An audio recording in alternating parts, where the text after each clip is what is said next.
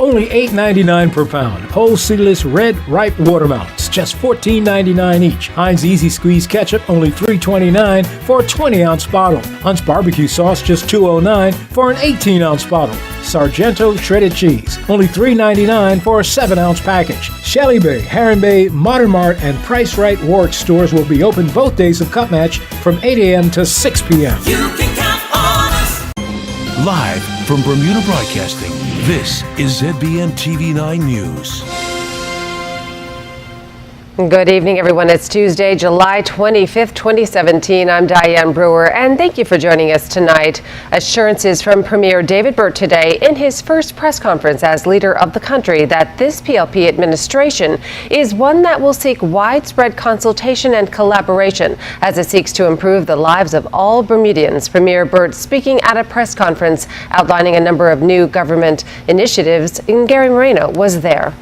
Mr. Burt hosting his maiden press conference as Premier following the first meeting of his newly sworn-in cabinet. He explained this morning's meeting dealt largely with reviewing ministries as his government begins addressing pressing issues affecting the island. In the coming days and weeks, we will roll out precisely how we will implement our first 100-day plan, which was endorsed by the people of Bermuda at the polls last week. One of the most important matters discussed today was our plans for public education. The Minister of Education and the Minister for Public Works are working diligently to ensure that all schools will be ready for our students. Additionally, we will be keeping our promise to increase financial support available to students who may wish to attend Bermuda College in the autumn. And it would prove to be a busy day for Mr. Burt and his colleagues as he, along with Levita Fogo, Minister for the Cabinet Office with responsibility for government reform, and Walton Brown, the Minister of Home Affairs, were also scheduled to meet with representatives of the labor movement. We wish to hear directly from those that represent our workers, their ideas of how we can work together to make Bermuda better. We will be a government willing to listen, and we are confident that our public sector unions only want the best for Bermuda. Through collaboration, this government will be able to create comprehensive plans to address any concerns. But the first step must be to open the floor for constructive dialogue. Mr. Burt adding this will be followed by another meeting tomorrow with the Association of Bermuda International Companies, which Mr. Burt, as Finance Minister, and Jamal Simmons, Minister of Tourism and Economic Development, will attend. And come next week, they will sit down with the Association of Bermuda Insurers and Reinsurers. The objective of these meetings are simple: to ensure that we work together to build on Bermuda's strength as a highly regarded and well-regulated international financial center. We see the unions and international business representatives as important stakeholders as we work to create jobs in Bermuda. This government is committed to the prosperity of international business. However, we know that we can grow our international business sector at the same time as we put Bermudians first. Mr. Burt says the two are not mutually exclusive, and government will work collectively with both labor and business to advance the country's interests internationally while creating more opportunity for Bermudians at home. And in terms of due diligence, well, it would appear the new finance minister has followed at least one example from his predecessor. In the last 5 days, your government has been busy getting to work and, to quote, looking under the hood. In the coming days, I'll provide an additional update on another matter of national importance for our economy.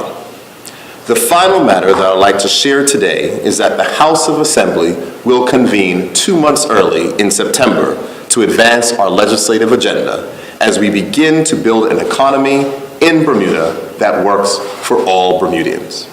Elsewhere, the Premier assuring that in due course we will be hearing more from the various ministers about their departments and plans for moving the country forward. Gary Moreno, reporting for the Bermuda Broadcasting News. Thanks, Gary. Meantime, an editorial piece appearing in a Canadian newspaper called Bermuda, an Island in Troubled Waters, offers a scathing critique of the Progressive Labour Party's election win. Let's see what the owners of that newspaper think of last week's election result. The Cayman Islands' principal newspaper, Cayman Compass, recently published an editorial on its website commenting on Tuesday night's general election result, referring to the Progressive Labour Party's, quote, landslide victory over the One Bermuda Alliance. Calling Bermuda its sister island, the article states, quote, Cayman may be called upon to salvage economic opportunities squandered by the fiscally irresponsible and protectionist policies espoused by the country's victorious PLP, unquote. It goes on to say, we do not hope, but we fear that the results of Bermuda's election may be the final missteerage that drives the country's economy off the proverbial cliff or into a coral reef. It says that voters clearly oppose the PLP over the OBA government, quote, despite its forward progress on issues of fiscal responsibility, business-friendly policies, and sensible immigration. The article levels criticism at Premier David Byrd by suggesting his comments are anti-expatriate. It says, quote, Premier David Byrd drew on the divisiveness that carried him into office, pledging, we will be a government that will put Bermudians first and make sure we work to advance the interests of every single Bermudian in this country. For a country whose economy is even more dependent than ours on international business and foreign investors. Premier Byrd's remark is obviously missing something or some people, hint non-Bermudians, unquote. Thankfully, they add, the Cayman Islands has not been so polarized, adding, if we are called to salvage the economic wreckage they may lie in Bermuda's future, Cayman is ready to lend a willing and welcoming hand. Responding to our request for comment on the editorial, Premier Byrd states, quote, Bermuda's economic success has been forged through a partnership of vision and hard work, a collaboration among Bermudians and our international partners. This will not change. He adds, in a rapidly changing global economy, Bermudians will continue to work with people from other countries to provide tourism and financial services, together with products valuable to the international community. He concludes in a statement, we will build on our existing advantage to broaden the commercial and employment opportunities for all Bermudians, unquote. Last week, the international business community expressed its support for the new government, including the Bermuda Business Development Agency, Bermuda International Long-Term Insurers and Reinsurers, the Chamber of Commerce, and the Association of Bermuda Insurers and Reinsurers. Jasmine Patterson reporting for Bermuda Broadcasting News. During Premier Byrd's first press conference today, he offers this additional response to the editorial. In regards to, I think that persons who want Bermuda to succeed should work here and help to make Bermuda succeed, as opposed to trying to speak about us in less than flattering terms in an overseas newspaper. What I would say is that Bermuda is a well-regarded international financial jurisdiction, and this government will do what is necessary and required to increase the lead of the Cayman Islands and to make sure that our business, we remain the domicile of choice, and we will become the domicile of choice in more areas than we are currently.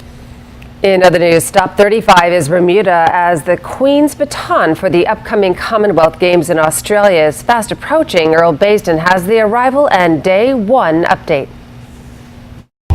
The Queen's baton made its way into Bermuda last evening. The baton was carried by the Commonwealth Games Federation's Regional Vice President of the Americas, Kalam Yuman Yassin, who presented the baton to the Bermuda Olympic Association President, Judy Simons, who accepted the baton on behalf of the people of Bermuda. Today, the baton made its way to the east end of the island before heading to Government House with double Youth Commonwealth Games medalist Matthew Oliveira handing the baton to the governor, who welcomed everyone. Good afternoon, Your Excellency, High Commissioner of Australia,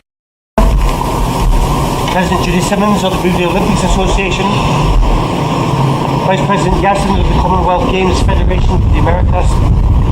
Ladies and gentlemen, thank you for coming to Government House this afternoon to present the Queen's baton as it travels through 71 countries and territories on its way to the Gold Coast in Australia for the 2018 Commonwealth Games.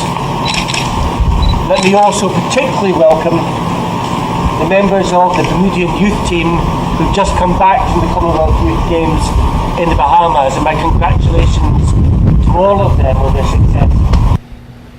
Stay with us. More news on tonight's AccuWeather forecast after the break. Price Red is your one-stop shop with something for everyone. Household goods for kitchen, bedroom, and bathroom. Aisles of bulk groceries at value prices. A complete selection of fresh meat and produce, and an extensive range of frozen items to cover every meal. Wines from around the world, and beer and liquor at discount prices. Visit Price Right at our 2 locations in Pembroke and Warren. There's always something new and always something for everyone.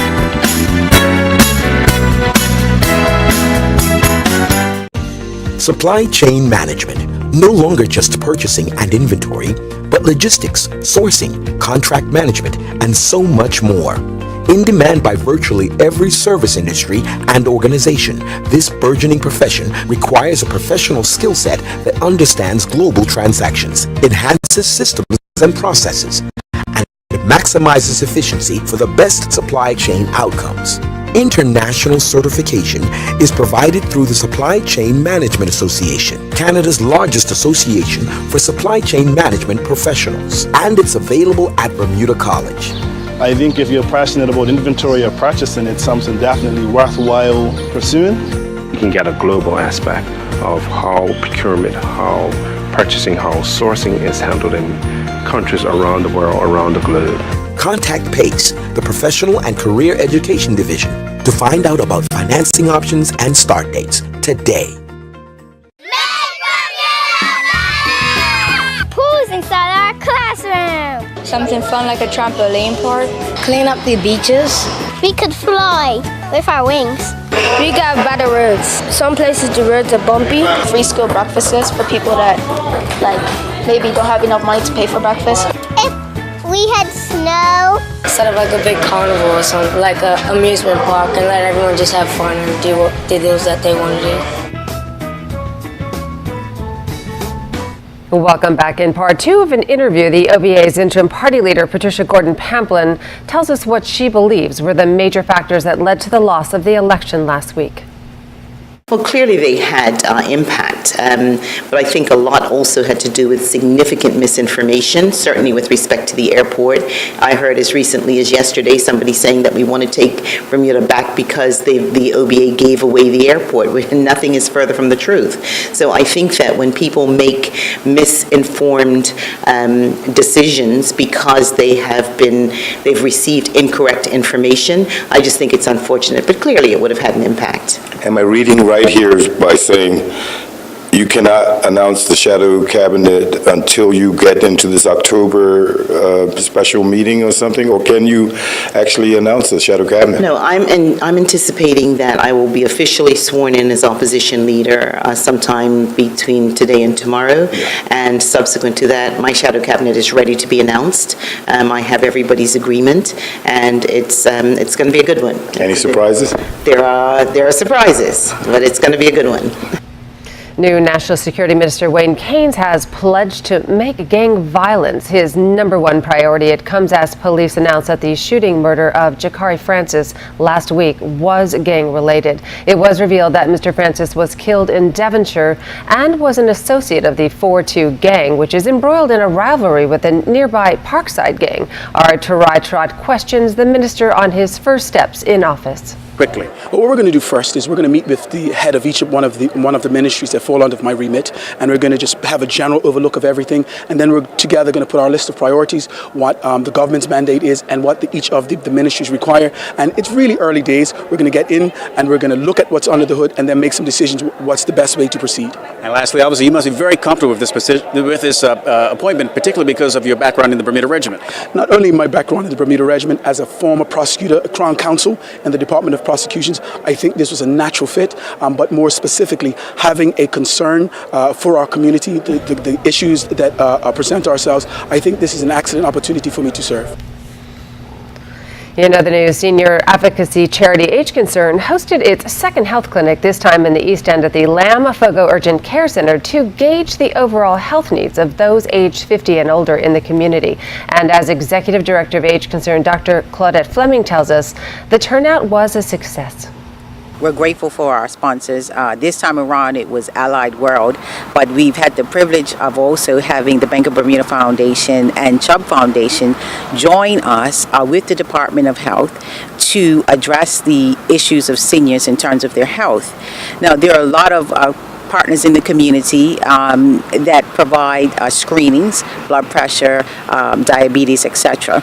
But we determined with the Department of Health that we actually want to expand looking at seniors' needs, including eye and dental.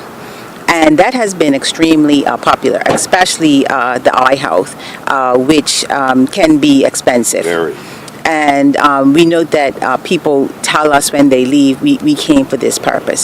So the turnout in that short period of 4 hours were 75 seniors.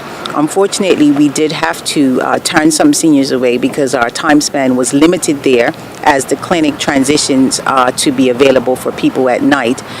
It is free during the day, and so we maximized that time.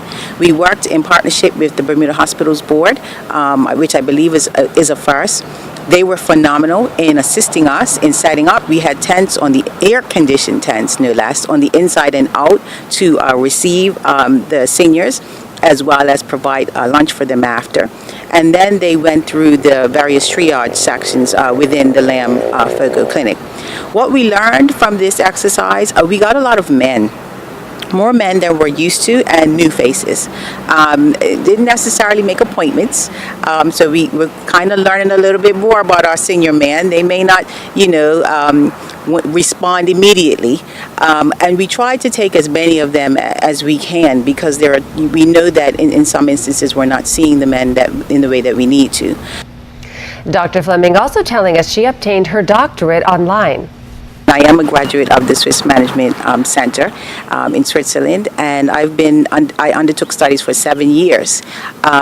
The most pleasant part of the experience, because it was an experience, was completing a dissertation on transforming fiscal aging policy, and I had Bermuda as a case example. So I've quite enjoyed it. I do the doctorate now. The PhD is it's a dual doctorate, and it's in the political economy and diplomacy. Turning to weather news, a cold front coming in from the northwest will bring showers for the next few days. Here's the latest from AccuWeather headquarters. AccuWeather is presented by BF&M Insurance Group. We now go to AccuWeather headquarters. This forecast is brought to you by the BF&M Insurance Group, and I have some fantastic weather news for you. We're going to see some wet weather here pretty much all week long. So here we are. We see this cold front heading in our direction. It's not going to reach us, but we are going to feel the impacts. That high pressure system that has been in place here for weeks is weakening and shifting off to the east, and that is leaving us wide open for all this wet weather to move right in. And it's certainly something that we need here around the island. We've been in a drought much of this summer. Here's a closer look. A couple scattered thunderstorms here, but behind it, that's really where we're going to see much of this wet weather. It's going to start off tonight. That's when we're going to see some of those showers move in. For right now, though, it's going to stay dry. 84 degrees across the island, humidity 70%, winds out of the southwest around 12 knots. Water temperature nice and warm, 84 degrees. The waves inside the reef 1 to 2 feet and outside 3 to 5 feet. Now, starting off with tonight, we're going to see a shower or two move across the island, and it's going to start off a little bit slow, but these showers throughout the week, they're going to increase, and we could even see some downpours at times.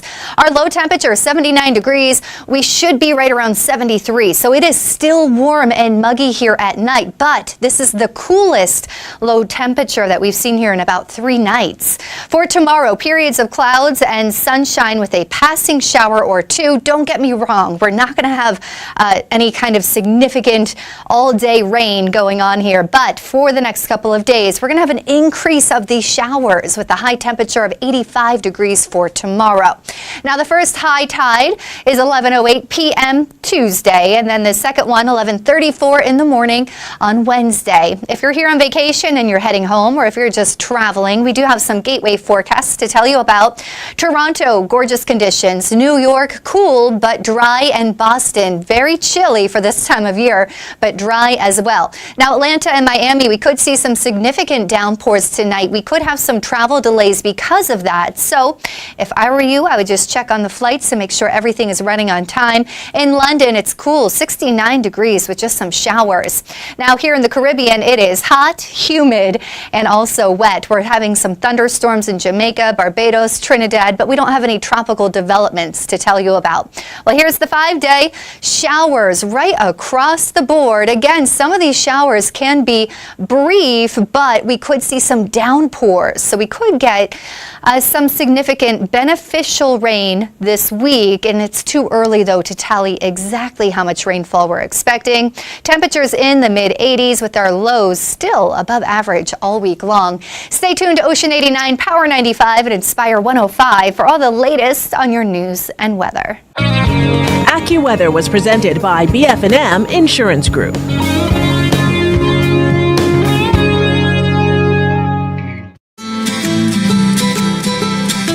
This spring, as you make the transition from your living room to your patio, bring a touch of class to your outdoor living space with a new patio set from Big Savings Zone. Our new line of outdoor furniture features a wide range of sectional sofas, round and rectangular dining tables, as well as matching chairs and umbrellas. Ashley's outdoor furniture is crafted for comfort and durability, boasting a state-of-the-art rust-free finish for years of enjoyment.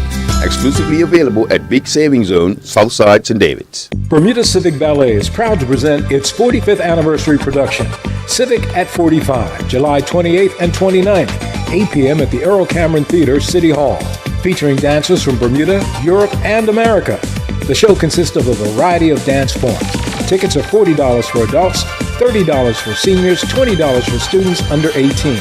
Call 278-1500 or go online to www.ptix.bm. An influential Conservative MP in the UK has renewed his call for government to give British Overseas Territories the right to be represented in the House of Commons.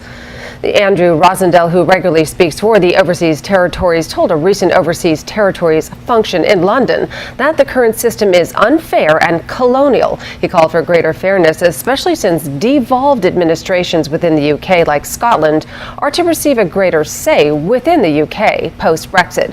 Mr. Rosendale, who has visited Bermuda, believes the Overseas Territories should have a greater voice on defense and foreign affairs, with representatives from the Overseas Territories serving in the British cabinet, as in the Dutch and French territories. He stressed that the status of the Overseas Territories would not change, but the territories would simply have greater rights that he believes should have been given a long time ago.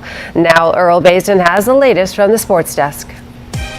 Bermuda Commonwealth Youth Games team arrived at the L.F. Wade International Airport last evening. Bermuda's first ever Youth Commonwealth medalists, Matthew Oliveira, who won a gold and a bronze in cycling, Zakari Famous, who won a bronze during the high jump, and Alyssa Rouse, a bronze in cycling, arrived alongside teammates. Oliveira said he exceeded his own expectations. I went out setting a goal that I wanted to get top 10 in both events, because I knew that there was each Commonwealth country would send both their two strongest athletes, and I actually knew some of the athletes because I've raced them before and I knew what they were capable of. So I kind of proved myself what I was capable of, and I proved what I can do. And I'm very happy with that. Famous, who won her first Carifta Games medal in the Bahamas, said, "It was great to be back in Bahamas, to see my best friend and my coach, who also helped me throughout my competition and training. It was awesome. Also getting my feedback from my coach too, from Bermuda. It was great." Rouse evaluated her overall performance. So going into the time trial, I was ready, mentally, just to try my hardest and see where it happened. I was not expecting a medal at all, and it was much of a shock to me and my coach and my parents who were there when we found out. So that was an amazing achievement, honestly. And it did put a target on my back going into the road race, as a lot of the girls weren't willing to work and contribute to an attack. And then as soon as me and the other two girls who medaled would attack, they would just chase. So that did make it harder. And then going into the split finish, I just got boxed in and couldn't get around, which ended up in fourth, which I'm still happy with. It was still a good effort, and yeah.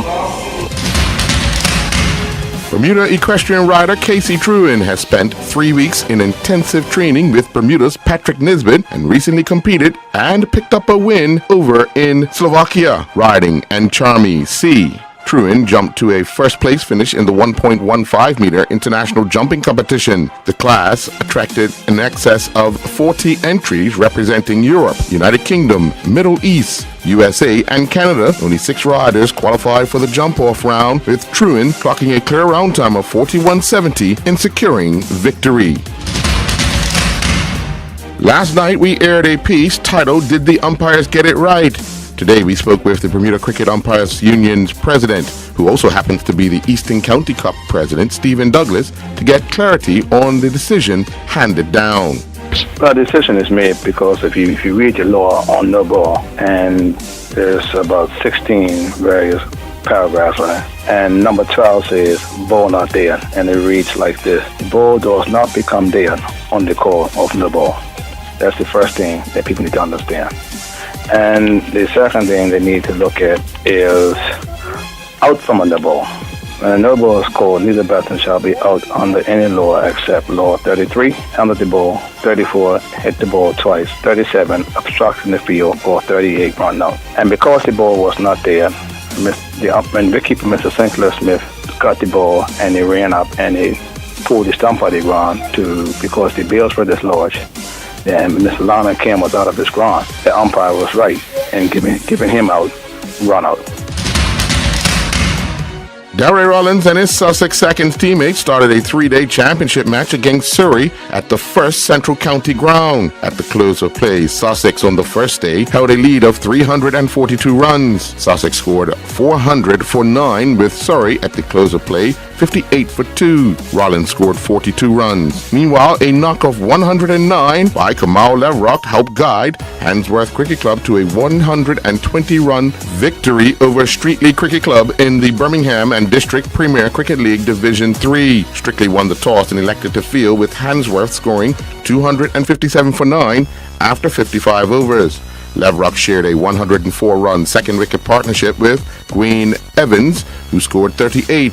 Levrock was the 5th wicket to fall with the score at 215. In reply, Streatley were bowled out for 137 in 49.5 overs. Levrock returned figures of 6 overs, 1 maiden, 14 runs with no wickets.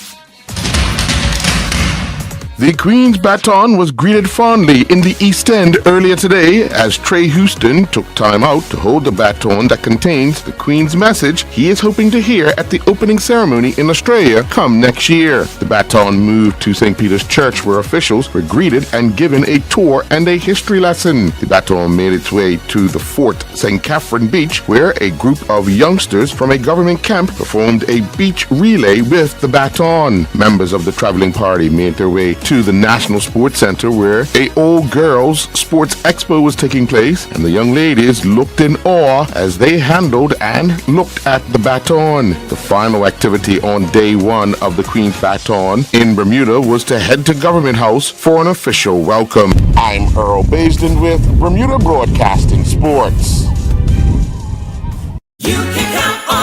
Great for picnicking, fresh express coleslaw, just $2.99 for a 14-ounce package. Purdue Fresh Value Pack chicken thighs or drumsticks, only $1.89 per pound. Great for salads, Kraft salad dressings, just $4.29 for a 16-ounce bottle. Barbecue with Kingsfoot Matchlight Charcoal, only $15.69 for a 6.2-pound bag. Tropicana Premium Orange Juice, just $5.49 for a 59-ounce bottle. Have a safe and happy Cup Match holiday from the marketplace. You can count on us. Welcome to Parlerville Pharmacy. How can I help you? Parlerville Pharmacy is a full-service retail pharmacy in the heart of Hamilton. We're your owner-operated independent community pharmacy with the friendly neighborhood service that sets us apart. We take the time to get to know you, explain your medications, and to answer any questions you may have. If you have trouble keeping track of your prescriptions, over-the-counter medications, and vitamins, ask about our monitored dosage systems, or MDS. With the MDS packaging system, we'll actively manage your medications and simplify your life. We welcome special orders and requests for bespoke medications. You'll find a wide range of beauty and personal care products, including many high-quality European beauty and personal care items. We also have a travel section. You can trust us with your health and well-being, and to provide you with caring, expert service. Parleville Pharmacy, your prescription for health. In medical news, Dr. Michael Richmond is appointed as new Chief of Staff of the Bermuda Hospitals Board. Dr. Richmond joins the BHB on a 3-year contract and will be responsible for the supervision and medical and dental care given to patients and residents, also ensuring patient safety, sound clinical governance, and building positive relations with a physician community. Originally from the UK, Dr. Richmond is an anesthetist with 25 years experience and 25,000 anesthetic procedures to his credit. With a strong background in healthcare and hospital management, and has worked extensively on major change programs both in the UK and internationally, most recently Qatar. Chairman of the board, Peter Everson, says Dr. Richmond brings a wealth of experience that will help the team continue to develop the healthcare needs of our community. And before we leave you, did you know we're streaming our newscast live right now on YouTube, so you can watch our live news as it happens on your cell phone wherever you happen to be. Just look for ZBM News Live on YouTube. We'll also post it to our Facebook page. That's our newscast for tonight. I'm Dianne Brewer. Thanks for sharing your Tuesday evening with us, everyone. Good night.